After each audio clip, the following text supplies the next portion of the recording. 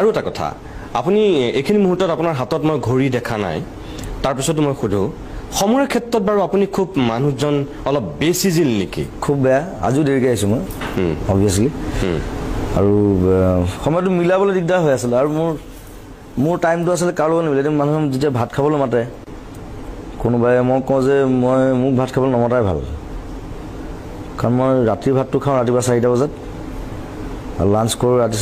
আবেলি 4টা 5টা বজাত সেইটো সাধাৰণ মানুহৰ কাৰণে খুব বেয়া সময়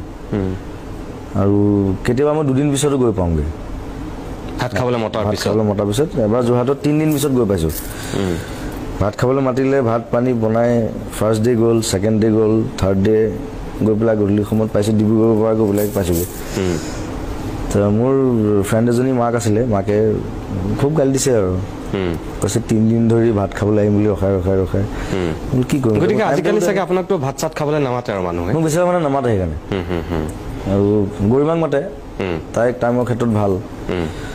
মোৰ টাইমটো বোলে একেবাৰে বেয়া মানে বৰ দিগদাৰ মিলাব নোৱাৰোঁ আৰু যেতিয়া তেতিয়া শুওঁ যেতিয়া তেতিয়া সাৰ পাওঁ আৰু মানে কোনো ঠিক নাই আৰু দিনতো সপোন দেখোঁ ৰাতিও সপোন দেখোঁ কোনো ঠিকে আছে এই কিছু সময় পূৰ্বে আপুনি এটা কথা ক'লে যে গৰিমাৰ টাইমৰ ক্ষেত্ৰত ঠিকে আছে কিন্তু তাই ভাল তাই বেলেঞ্চ খুব আপুনিতো বহুদিন ধৰি সেইগৰাকী গৰিমাৰ লগত আছে তেওঁৰ পৰা আপুনি সময়ক লৈ যিটো সচেতনতা থাকিব লাগে বা যি ধৰণে আপুনি পূৰ্বৰ যিখন আপোনাৰ যাযাবৰী জীৱন আছিল তেওঁ অহাৰ পিছততো আপোনাৰ এটা গতি লাগিব লাগিছিল কিয় এতিয়ালৈকে আপোনাৰ এই সময়ৰ সচেতনতাটো এতিয়াও অহা নাই নে এইটো নাহিবই আপোনাৰ জীৱনত এইটো অসম্ভৱ নেকি মই হয়তো তেতিয়া বেলেগ হৈ যাম আৰু মই বেলেগ হ'বলৈ নিবিচাৰোঁ মানে মই যদি বেছি সময়ত চলোঁ মই হয়তো আগৰ সেই জুবিন গাৰ্গটো হেৰুৱাই পেলাম আই থিংক আৰু গৰিমাই বহুত চেষ্টা কৰিছেও ইমান বছৰে কিন্তু মোৰ সেই মেডনেছটো ভাঙি দিলে বেয়া হ'ব আচলতে সেই মেডনেছটো লাগে আমি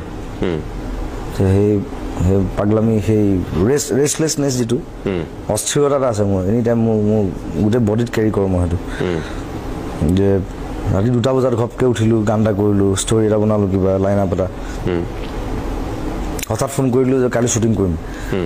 গান এটা সব পাগল হৈ যায় স্ক্ৰিপ্ট নাই একো নাই মোৰ স্ক্ৰিপ্টটো মূৰত আছে সবকে মাত ফোন কৰিলোঁ ধাম ধুম পিছদিনা মই শ্বুটিঙত ওলাই গ'লোঁ লাষ্টকৈ ধুনীয়া ভিডিঅ' এটা হয়গৈ চ' সেই বস্তুটো আছে সেই বস্তুটো ধ্বংস কৰিলে আচলতে মই ভাবোঁ মই নিজক ধ্বংস কৰা হ'ব সেইকাৰণে মই সেই টাইম টেবুলটোত ইমান ষ্ট্ৰেছ দিয়া নাই আজিলৈকে আৰু যেনেকৈ মোক চলাই লৈ গৈছে নেচাৰে মই তেনেকৈ ঘূৰি আছোঁ খালি মোৰ অনিয়ম কিছুমান হয় খোৱা বোৱা